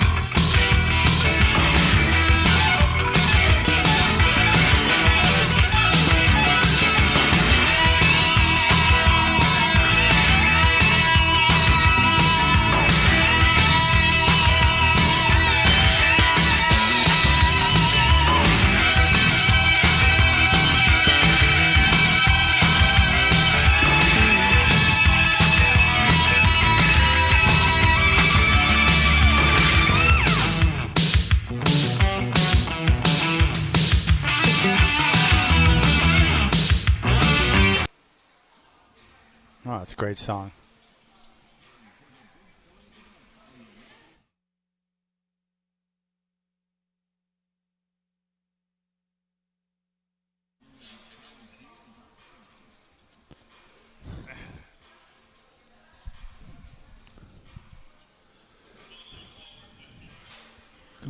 That's a great song, Shacker. Nights on Broadway. And Godfather, I don't know how I'm going to be able to resist the temptation of those giant soft pretzels calling my name right now. Those pretzels are huge. I don't know that I've seen any pretzels bigger than those. It's a little stand across from where we're at here at Section 330 called Not Spot. Yeah. K-N-O-T Spot, Not Spot. And those pretzels are gigantic. And I know that I could buy one of the big ones and devour it in just a matter of moments. And then, do you put mustard on it, or you just eat it plain? it depends. Sometimes I go mustard, sometimes I go plain. Well, you're very versatile, I am. Chad. I'm flexible. I Congratulations. appreciate that. Yeah. It's like there are times, most of the time I'm pretty good when it comes to food temptation. Yeah. But there are You are. times where I'm like, why? What am I holding on for? I could die tomorrow. Why would I want to resist having a pretzel like that? Right. You know what I'm saying? Yeah, I know what you're saying. I go through that same argument all the time. Every time I drive by a Dairy Queen. What's your go-to at a Dairy Queen? The basic Blizzard. Never sure what flavor I'm going to go with. Oh, you just mix it up? You're versatile like, too, then. Yeah, I kind of like the Butterfinger Blizzard. That's kind of nice. That's great. Well, yeah, speaking of pretzels, I was at a concert with my boy Steve once, and they were serving the little pretzel bites, right, like from Auntie Anne's or whatever it was. And he goes, I'm going to go get some pretzel bites. I'm like, that's a great idea. He comes back, and I was like, what the hell is going on here? And it was a bag of pretzel bites. He got no salt. Yeah, I used to do no salt. Yeah, once but in a that's while. no good. I said, really? Yeah, Okay. yeah. Eating a pretzel without salt is absurd, unless you have like an issue with salt or whatever. Well, some of them are too salty. They put too much on them. I know, but he took a bite. And he's like, "You're right. This is terrible." I'm like, "I know." And then never get unsalted again. I don't understand. Like I know these people buy the raw nuts with no salt. Yeah. Well, those are no good either. I don't want to eat a cashew if it does not have salt on it. What about dry roasted? You like the dry roasted peanuts? I think they're rather good. Yeah, but they're always salted. Not the dry roasted. No, they got salt on them. The shell's Oh, got no, salt. not in the shell, no. But the dry roasted peanuts, I'm not buying them without salt, Godfather. Okay. Let's just put it that way. All right. But I'm just saying that most peanuts that you buy, they're salted. Yeah. I understand, like, if you have, diabetics that have issues with salt? Or, Yeah. Yeah, I get that. But whatever. I want the salt, man. It's like, that's what part of what makes the nuts good, Godfather. Come You're on an now. expert on nuts. I am. I'm an expert on nuts and salted pretzels. Yeah. And they're calling my name. I may just have to eject and go over there. Yeah, between the smell of the popcorn and the look of those pretzels, I am hungry right now, to tell you the truth. Oh, by the way, I was looking at the Broncos schedule. So they're going to be 5-3 with Bo Nix, who hasn't exactly played dynamic football yet, because they're playing Carolina this weekend in Denver, and Carolina stinks to high heaven. But after they play Carolina, back-to-back road games at Baltimore, at Kansas City. Loss, and you're going to be 5-5. That's brutal, man. Back-to-back games against the Ravens and Chiefs. Are you kidding me? Yeah, but after 10 games, you didn't expect to be 5-5 either. I didn't, but a 2-game losing streak to make it 5-5 makes the playoffs. The problem is, when you reach 5-3 midway through the season, you're in playoff contention. And so, therefore, you get the idea of making the playoffs and how much fun that might be to see a rookie quarterback get his first taste in the playoffs. Right. It's going to be hard to get there. But I think right now, based on the defense and the way it's playing, they're probably going to hit like 9 wins. And that would be pretty remarkable for a team that is still finding its way at quarterback with the offense. That's all. Maybe this guy Peyton is a genius. No, I don't think so. I don't want to give him credit for being a genius until I see the offense start to take shape. I know. They're doing it kind of without offense most of the time, aren't they? Seems like it. See, what people do, here's what people do, and I think people I can understand why people aren't going out of their way to watch Bronco games right now because they got other things going on in their mind. But I think what happens, a lot of Duck fans who love Bo Nix, they're not watching the games in depth, and they're hitting me up saying, dude, the Broncos are going to be, they're 4-3, they look great. Yeah. It's like, well, yes, they're 4-3, but they're not winning because of offense and Bo. Right. And I'm not criticizing Bo. It's just I know that whatever he's going to become, he's nowhere near where he needs to be yet. That's all. So well, and he's not hurting him too bad. He hurts him once in a while with a pick, but for the most part, I agree. He hasn't hurt him. And I'm looking at the schedule of games this weekend in college football, and there's not too many good matchups, so that's kind of depressing for me. Oh, by the way, Nolan Prinsky, the guy who tried at ASU. How did he do? I texted him. He said that the trial went extremely well. There's obviously other people competing for the same position. He does not know which direction they're going to go, but he said he would keep me posted. Wow. Glad to hear he did well. Yeah. I mean, he felt pretty confident coming out of it. So I was like, because I was nervous for him, and I've got people asking me how he's doing. But Nolan Prinsky, he's the guy, the aviation major. And then he said he's got to wait on what they decide. But I want to know because I want to see him kick it at Stillwater a week from Saturday. I really think that would be pretty awesome. Yeah. You're going to be in Stillwater? No, I'm not going to Stillwater. Oh. I'm going to watch the game, though. Okay. I'll watch it with my dad. And I think I'm going to get my dad to flip because he loves Scatterboo so much. He might pull for ASU. No. He's mad at OSU right now, too, because they lost that game to BYU on the last play. That was pretty annoying. BYU right now is on a collision course for the playoff, if you can believe that. And not only would they get into the playoff, they would get a freaking bye. BYU, get a bye. Isn't that unbelievable? Wow. They were picked to finish like near last in the conference. But that's Sataki for you. That guy's coaching his tail off right now. Yeah, he's really good. So this is what to keep an eye on. So BYU could get in. If not BYU, Iowa State. Also, Army and Navy. And not a joke. They're both really good. The three teams that no one thinks are good, but they're actually really good this year. Indiana, because they're a basketball school. And when you say Indiana, you think Bob Knight, not football. But their football coach is crazy, I'm telling you. He's so funny. He is so funny. Did you see him? Yeah. You sent it over to me. Yeah. He's crazy, Godfather. Yeah. He's all right, so Friday night. win. Google it. That's what he told somebody. Yeah. So Friday night, this is going to be going on during the Blazer game and the Game 1 of the World Series. Boise State's at UNLV. Yeah. That's a heck of a football game. Yeah. Because the loser of that game will get knocked out of playoff contention, more than likely. Nebraska's at Ohio State, hideous. Notre Dame and Navy. And that game's going to be played at MetLife in New Jersey. That's going to be a good football game. So I'm tuning in to watch that and go Navy. How do you think those Army and Navy guys are doing with NIL? Good guy to sign to NIL. He's he's going to be a major someday. Well, wouldn't you think like a company like Loophole or something like that could get a hold of someone like that? What would you get? Would it be like an ammunition company or something like that? I don't know. Somebody who makes bombs. Hey. Yeah. Right. I've tried these grenades in the backyard. They are Winchester the best. rifles. Huh? Glock. How about Glock? That would be perfect. I use these at target practice every week, and they're great. This laser pointer. Yeah. Do you realize how many deer I've taken out with this bad boy? Right. Binoculars would be good, though. Oh, yeah. That'd be good. Is there a company out there that specializes in camouflage? I'm sure there is.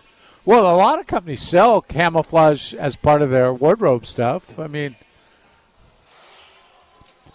but that's who I'd want representing my company is someone that, because we know the best and brightest go to the academies, right? Absolutely. Smartest, yeah. Oh, yeah. All right, that's going to do it for us. Chris Burkhardt has got Blazer Game Day coming up next, and then tip-off with the Trailblazers and Warriors coming up at 7. We appreciate your time. Chris Burkhardt's going to get you set up for the game tonight here on your home of the Blazers, 620 Rip City Radio, presented by Coors Light. Have a good night, my friend. You too.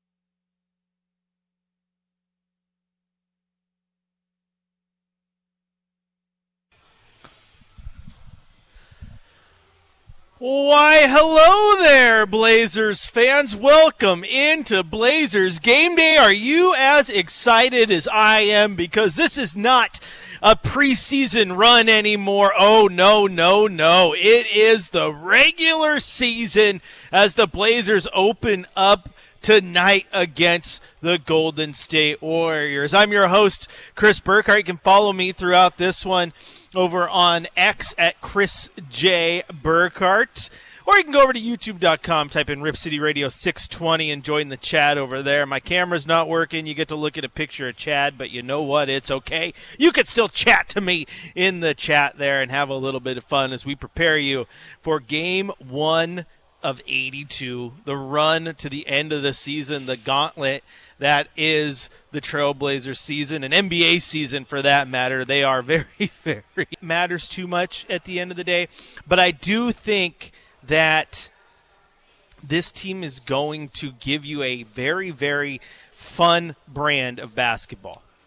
I think that is just a fact. I think that's a fact. They're going to go out there and they're going to give you a fun brand of basketball.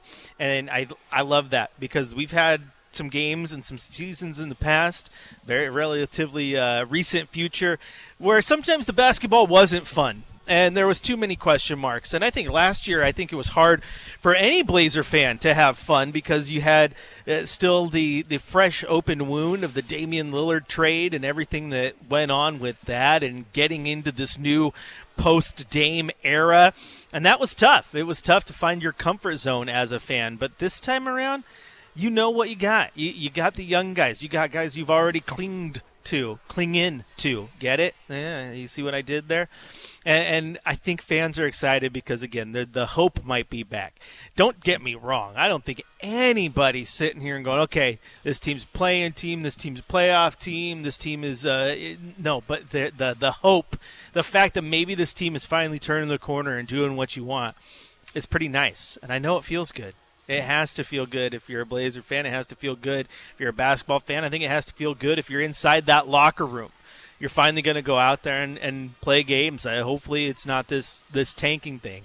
And you know what? I don't think the tank for flag starts on October 23rd. So I think you're going to see the Blazers put their best foot forward tonight against one of the best dynasties the NBA's ever seen in the Golden State Warriors. But this is a new look Golden State Warriors because they are without Klay Thompson, who moved to Dallas in the offseason, and that one is going to end up in the annals of NBA history, right? Of the, this just doesn't look right. You know when you're on social media every once in a while and you'll see like the thread, it's like NBA legends in the wrong uniform, a thread, like Hakeem Olajuwon wearing the Raptors jersey. You got Patrick Ewing in a Sonics jersey, right? Like none of that just feels right. Like even Vince Carter wearing a Memphis jersey or an Atlanta jersey, or you know what I'm saying. It just doesn't feel right. And I think this is one of them. The legend wearing another jersey. That is Klay wearing a Dallas Mavericks jersey. But this is still a Warriors team that's dangerous. They can put it on you. There are some people thinking this is a team that can put it together and get out of the West if everything clicks right and they stay healthy. They still have Steph Curry, who is, what is he? Oh, yeah, he's only one of the best players to ever play the game, one of the best point guards the game has ever seen. Yeah, they still have him, and he still shoots three-pointers like layups. So watch out for him. Jonathan Kuminga, Draymond Green, who can still bring it defensively. He's never been a guy who's going to worry too much about how many points he's going to score, but defensively he's going to get under your skin. He's going to do some good things. Andrew Wiggins, DeAnthony Melton, Kyle Anderson there now, Brendan Podziemski, who a lot of people love. He's kind of come on the scene here, and it's just this is a team that is they still got pieces. They still got pieces, and I look at a guy like Buddy Hield, and I'm like, oh my goodness, if that thing clicks, there's their shooter. He has been one of the best three-point shooters in the league his entire career. Gets slept on, though, in Sacramento. Mets moved around a little bit, but he's right here in the perfect situation in a team that needs it. So this is going to be a very good team and a good test for the Blazers out of the gate. In fact, it doesn't get easy for the Blazers out of the gate as they got the Warriors and then they got the 2 games at home against the Pelicans, which is nice. I mentioned this the other day to Sean Hyken, our new Trailblazers insider, how, like, you know what? Blazer fans might actually get a chance to see Zion here because he's not hurt in the first week of the season. Of course, he's not playing tonight in the season opener because of an illness. So he is dealing with a little bit of a bug, but that's not an injury. Bugs happen, especially anymore. I feel like we're always walking around with the sniffles. All right, but after that 3-game homestand, then the Blazers hit the road for their first road trip, even though it's a small one. They got on the road at Sacramento, on the road at the Clippers, back home for a one-off against the Thunder before getting back on the road against Phoenix, the Pelicans again. That's playing the Pels 3 times in the first 3 weeks there. San Antonio, Minnesota, finished that road trip. Then back home against Memphis, Minnesota twice. So 3 quick games against Minnesota. And then you got Atlanta there on November 7th. And that Atlanta game might be the first, air quotes, easy game. San Antonio also a possible, air quote, easy game. But I would think that San Antonio is going to be a little bit improved as Wemby hits year 2. But you look at that schedule. And that is not easy out of the gate. So this young Blazer team will be tested. What's going to be interesting is we're going to head down to the coach's corner here in about 10 minutes' time, and we'll hear from Coach Billups live at the pregame press conference. And hopefully we can get out of him what the starting lineup will be tonight for your Portland Trailblazers. There has been question marks around that all day long, and yesterday, basically once preseason ended, who are they going to start? Because Shaedon Sharpe, everyone thought was going to be your starting 2, but now he's out with that torn labrum, still has a few more weeks of dealing with that injury before he gets back to basketball action. And so a lot of people automatically went to the Scoot Henderson, Anthony Simons backcourt, thinking that's the way it's going to be. But Scoot had some off nights in the preseason, didn't look great all the time. He did get his run with the bench. And in that last preseason game, you saw a starting lineup of Anthony Simons, Toumani Camara at shooting guard, Denny Avdia at the 3, Jeremy Grant at the floor 4. Donovan Clingan got the start at center, but that's because D.A. was just taking the night off because he didn't need to run. We already knew what you got in old D.A. there. But so 2 might get the start tonight. That'd be pretty interesting. Pretty interesting to see him get some run here in that starting lineup. And I love him in that starting lineup just because what he brings defensively. I think he is the motor on that end of the floor. He can really, really set the tone. I thought he was the MVP of the preseason, quite honestly. And then this year, too, when you get Toumani Camara with not only a sense of urgency but confidence on the offensive end of things, that's when you get a scary Toumani Camara. Last year, he was very, very good on the defensive end out of the gate. And this year, he's showing that he got a little bit of offensive firepower as well. Still not a knockdown shooter, but he is attacking the rim. At least he did in the preseason. And I think what's really even more so interesting with him is you look at him last year, and I think a lot of people just automatically slotted him into that 3 spot because he played next to Jeremy Grant most of the time, and that just kind of was the way he defended and the way he played. I don't know how many people truly knew how versatile Toumani Camara was. The ability to play shooting guard, the ability to play small forward, the ability to play power forward. And I know when I saw him in person in that game against Ratio Farm, the 3rd preseason game for your Portland Trailblazers, I think the first thing I said was, oh my goodness, he's bulked up. He is big. Like, he's every bit of a big 3/small power forward. So good on him because he gives the Blazers some pretty good weapons and some versatility and some ability to tinker with the lineup as they get through the year. And that's just one player I'm excited to see. We'll talk about all the rest throughout the show. This is Blazers Game Day, your pregame show here on your home of the Blazers, Rip City Radio 620. You can follow me on X at Chris J. Burkhart. But we're going to take a quick break here. When we come back, we're going to head down to the press conference room and listen in to Coach Billups to see if he's on time tonight. Either way, Michael Shacker's going to do the super producer stuff where he pods them up in my ear and we just go right to it, baby. Skin of my teeth, huh? I hope there's not a lot of games like that for the Blazers. I hope they win them comfortably. Chris Burkhart here with you on your home of the Blazers, Rip City Radio 620.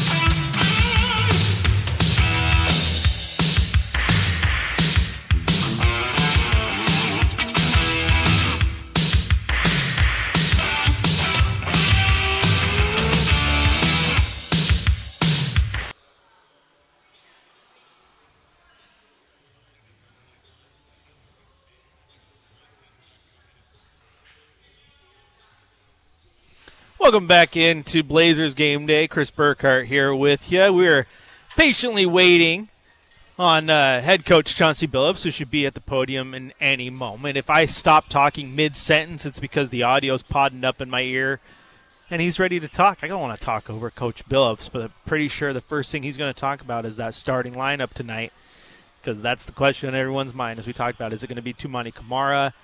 Is it going to be a Scoot Ant type thing? I'm still leaning two. It's just he plays so well there with that starting lineup. Gives him so much size. So much size. What was it Travis Demers was saying earlier on the River Drive? The average height is like 6'7" and a quarter right now for this roster. Like it's nice to have that problem. Too much size is never enough, right? So good for the Blazers building that roster, and big time ups to Tumani Kamara, giving this coaching staff versatility to mess around with this lineup and put him at the 2, put him at the 3, put him at the 4. Here's Coach right now. Who are you going to go with tonight?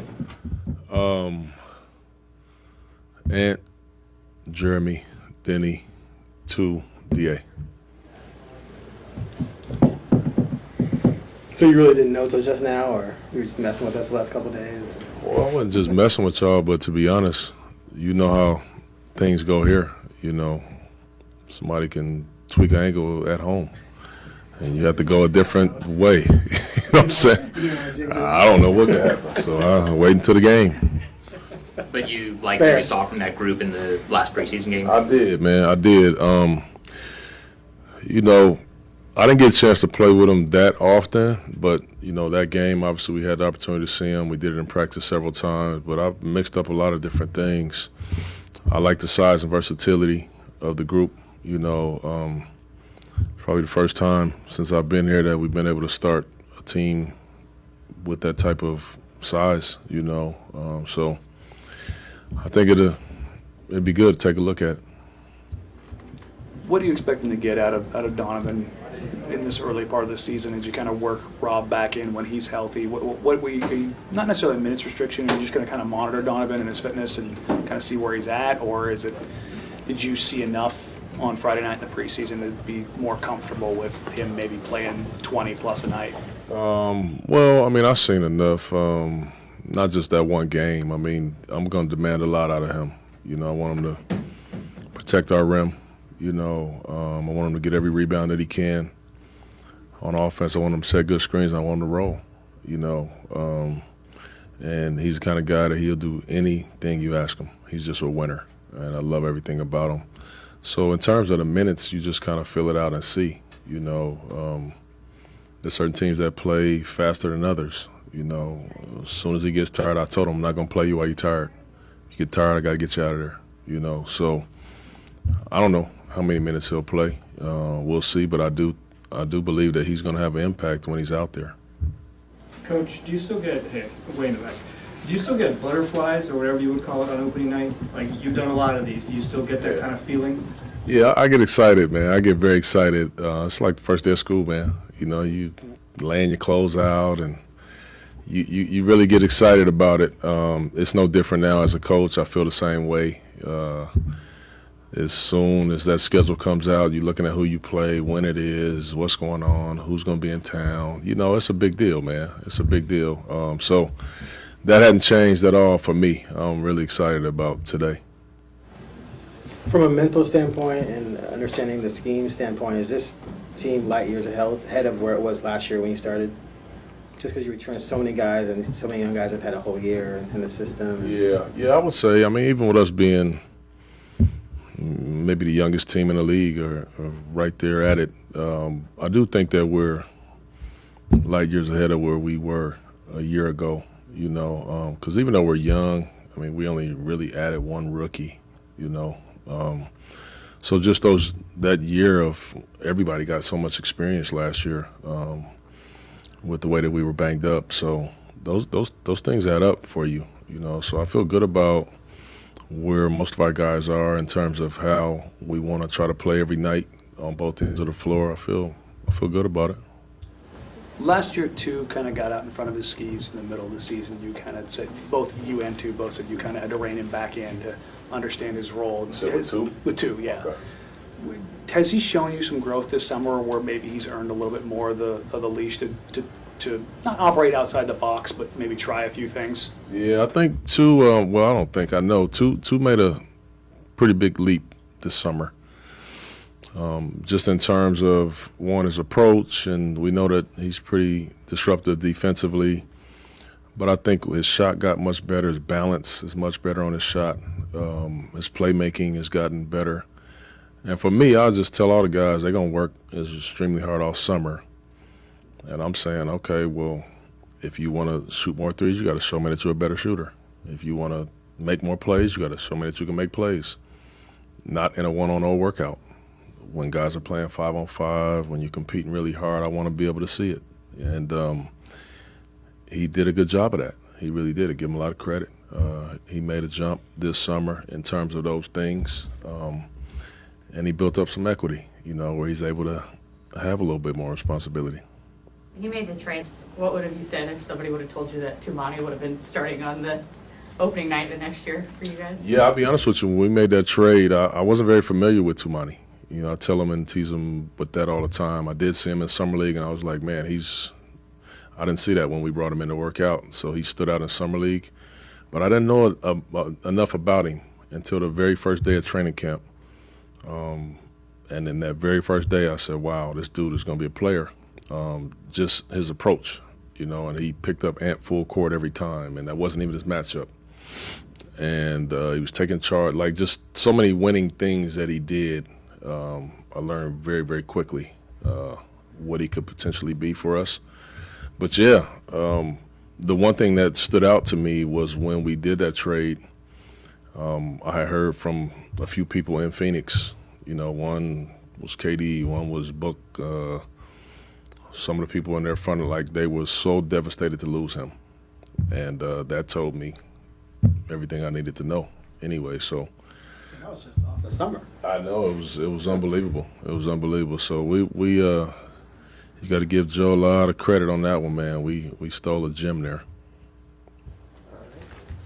Thank you, Coach. Thank you. There you have head coach Chauncey Billups, and not a secret anymore. We were on to something. Looks like Tumani Camara will get the start for the Trailblazers tonight at the 2 spot, and I like that. Kind of like I was saying before he got on air for us there, as I was slowly easing into it. You got to get real quiet so I'm not thrown off guard when all of a sudden Chauncey starts talking in my ear. But no, what I love about 2 at the 2 right now, no pun intended, is just the fact that he just brings so much size, versatility, and defense to that spot. I think he really sets the tone on that end of the floor. I also think it's great because, again, he's going to be able to guard multiple positions. He's going to attack offensively, hopefully open the floor a little bit for Ant, who's going to be playing in just his second game because he only played 1 in the preseason. But it's going to be huge to get those guys going. You get him next to Denny, who is I think is the team's best playmaker right now. You get him next to Grant, who's a shooter. Like, all these things are going to come together, and I love the fact that he's in there tonight and he gets a chance. How long does he stay there? Does that change when Shaedon Sharpe is healthy and everything's going? You never know.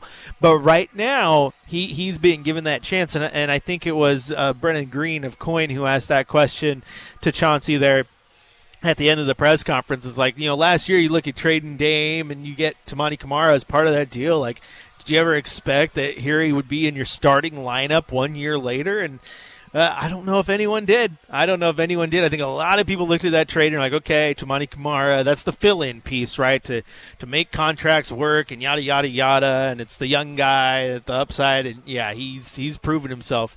And he's proven himself pretty quickly. And Chauncey Billups also said there, that he talked to people in the Phoenix organization, guys like KD and Book, and they were devastated to lose him. And I think a lot of you probably thought the same thing I did. I'm like, well, that's weird. I mean, he was just drafted that July and I guess what June, whatever the draft is. You know what I'm saying? He was just drafted that summer. Hadn't even played really with the guys.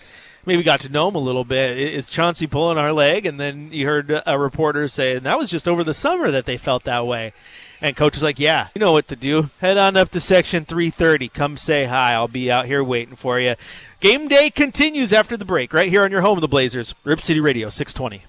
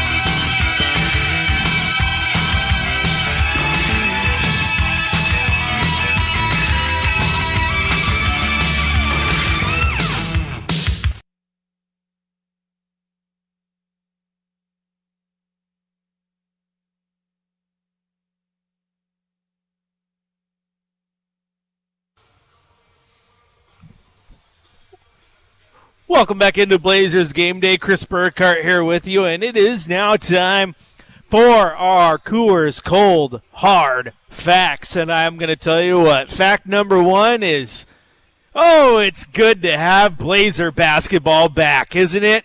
Isn't it? I know it's a fact. Why am I asking? It's not a question. It's a fact. It is a statement. It is nice to have Blazer basketball back. It's nice to be here in Moda and not be a preseason game. It's nice to see the seats draped with the opening night shirts tonight. You know there's going to be a good video pregame. Everything's going to be awesome, man. It's so nice to be back here in Rip City. That is a Coors Cold Hard Fact. Another Cold Hard Fact is, we've already talked about it, but, man, kudos to Tamani Kamara. I think he's special.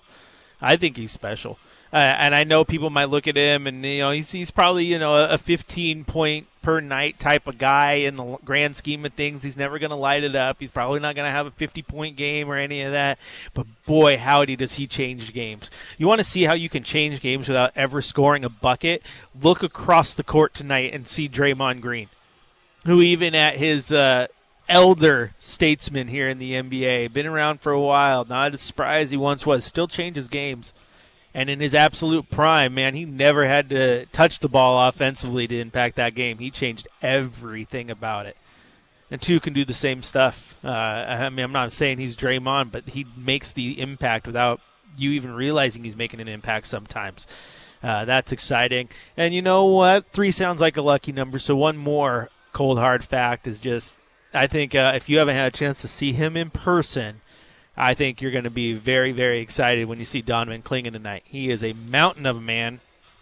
Definitely towers over some of these guys. Makes big NBA players look small defensively, getting his bearings, and he looked better and better with every possession in the preseason. So kudos to him. You love to see it. You absolutely love to see it. Chris Burkhardt here with you on Blazers Game Day. I'm live right now outside section 330. Up by the Pines, the doors of the Moda Center ready to open here in just a few minutes. So if you happen to get in and head up here, come say hi. And that last preseason game, got to meet some of our listeners, which was pretty awesome. Got to meet Rich Burke, voice of the Hillsboro Hops, which was pretty awesome. And ran into some old friends as well who work around Moda Center, who I didn't know happened to work here this season. And that was pretty cool, too. So you never know what's going to go on as you have a good time with all your Rip City friends. Now, if you're listening on the radio right now and you are not going to be able to make it to Moda, there is also good news for you, and that is the fact that this is the rollout now. You got one preseason game of it, but the new partnership this season with Sinclair Broadcasting to get Blazers into your living room across just the airwaves, right? Just an antenna is all you need to watch the Blazer games. Granted, there are multiple ways now. You can grab you can hook up an antenna. You can watch it on channel 2.2. If you have Comcast, you can watch it on 302. And if you have Fubo, it's going to be on charge as well. So there's definitely different ways for you to watch it. And you also have the Blazer Vision option where you can just go in, purchase Blazer Vision, and just watch the game right there, right at your fingertips. Absolutely awesome this year that's being rolled out. I know there were some people upset about it not being available on YouTube or other streaming platforms. Trailblazers digital reporter and insider Casey Holdahl was on with Chad and Dwight earlier, said, this team and this front office takes these things very seriously, and they want the Blazers to be able to be consumed. They want them to be able to be watched, and if that means they expand into those other platforms in the very near future, it very well could happen. So continue to keep your eyes open as this grows. But this is the old sitcoms that lightning's going to hit while you're out there. Nope, you don't need to do any of that. You just plug it into the back of your TV, get into your TV settings, scan, it's going to do its thing, and boom. You're going to have TV. Now, sometimes you might have to move the thing around a little bit to get the right setup, to get the best quality airwave, but you're going to be able to get it regardless. It's not old school, man. It's new school antenna technology, a new twist on an old tech. I mean, I'm old enough to remember sitting up my mom's TV messing with the bunny ears, right? The rabbit ears, trying to move those. Okay, if I move this one to the right a little bit, this one to the left a little bit, half the time they'd pop out and then they turn into weapons for, you and your brother to have sword fights in the living room, and then mom got mad at you, and then she had to steal them from you and get them connected back in there so she could watch her soaps for the rest of the day. I just date myself. Does anybody's parents does anybody's parents watch soaps anymore? Like, is that a thing? There's no way that's a thing, right? I mean, I'm a parent. I got 3 kids. My parent or my wife does not watch soaps. She wants Disney Plus and Frozen on repeat. So, man, kids just don't know how hard it was. I mean, I knew everything. Like sand through the hourglass. So are the days of our lives, right? General Hospital. I watched them all. Thanks, Mom. It's all because of you. I knew those by heart. Oh, what a time to be alive. But tonight, you aren't watching soaps. You aren't watching Disney Plus. You ain't watching anything. Hopefully, you ain't even watching a drama. You're just watching your Trailblazers open up the season with a win as they take on the Golden State Warriors tonight in the first of 82 regular season games. And it's going to be a fun one. I'm looking out right now through the entryway, entry C31, outside section 330. I can see into the bowl. I went in there earlier. I took a picture. You can go on to Twitter. You can see it. You can also see one that Sean Hyken tweeted out earlier. But there are these beautiful red shirts on every single seat inside the bowl right now, say Rip City across the chest, and it's just a basketball with the trees as part of the basketball as well. It's a pretty nifty looking shirt. That is on every single seat if you're going to be here tonight for the season opener. I know some of you people like to collect those shirts. That's pretty awesome. I mean, if I had them, one for every year too, I just eventually make a blanket out of it or something, right? Take all your shirts, cut them up, sew a blanket, and see what you got. But you got that. The vibes are good. I saw people outside taking pictures long before the doors open. I know there's probably going to be a great video to do the intro today. There always is a good video for intros at the regular season. And keep in mind, too, you never know what could happen. Terry Stotts is here. How many people remember Terry Stotts is on the Warriors roster now? And that's a nice little wrinkle that's going to be out there tonight, as Coach Yim, who was on Terry Stotts' staff, tweeted how you've noticed that there's been some Terry Stotts plays in the Warriors playbook this preseason. So we'll see how that one all shakes out as the Blazers take on the Warriors and a familiar face in Terry Stotts. We got one more break here. We're going to take it right now. When we come back on Blazers Game Day, it is time for our keys to the game. I'm going to tell you what I think the Blazers need to do to start the 2024-25 season off with a win. Chris Burkhart here with you. You can follow me on X at Chris J. Burkhart. Keep the conversation going all game long as we prepare for Blazers vs. Warriors right here on your home of the Blazers, Rip City Radio 620.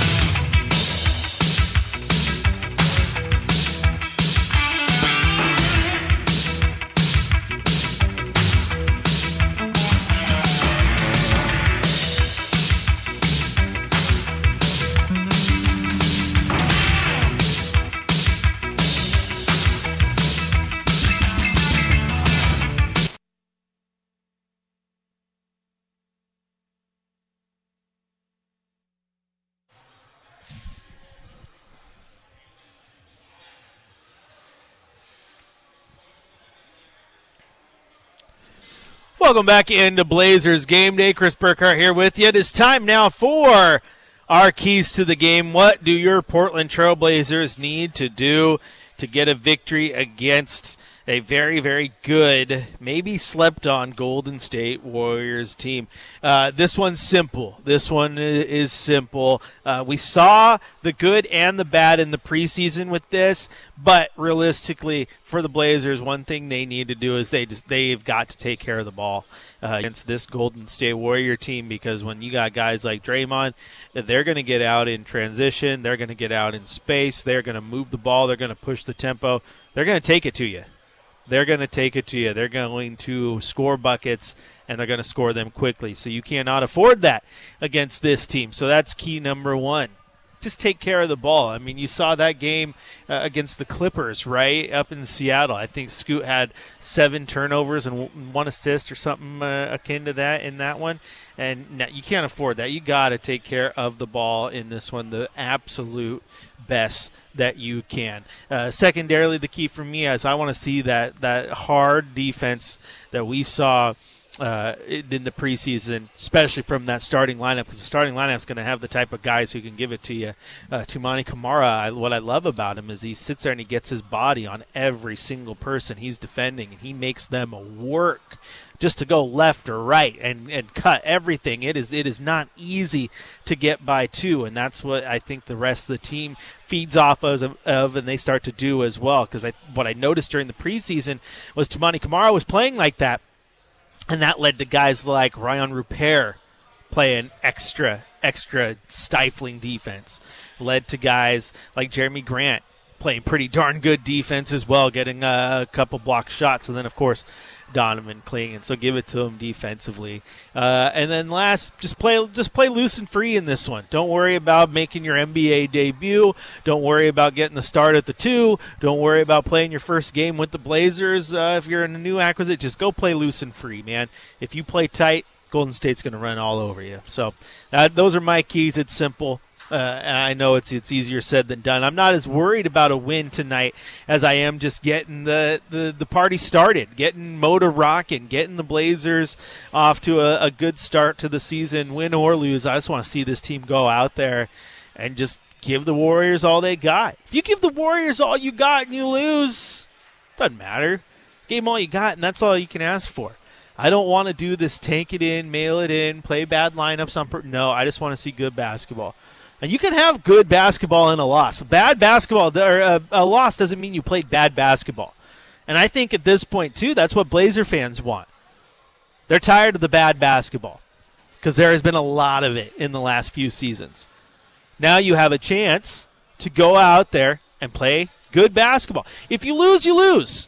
But you're going to play good basketball while you do it. And I think that's what Blazer fans want. That's what they've asked for a while now, and you got a chance to get it going tonight. I'm very eager to see how Coach Billups messes with his lineup. Obviously, you got Scoot coming off of the bench, so he's probably going to get a little bit of a run. Does he?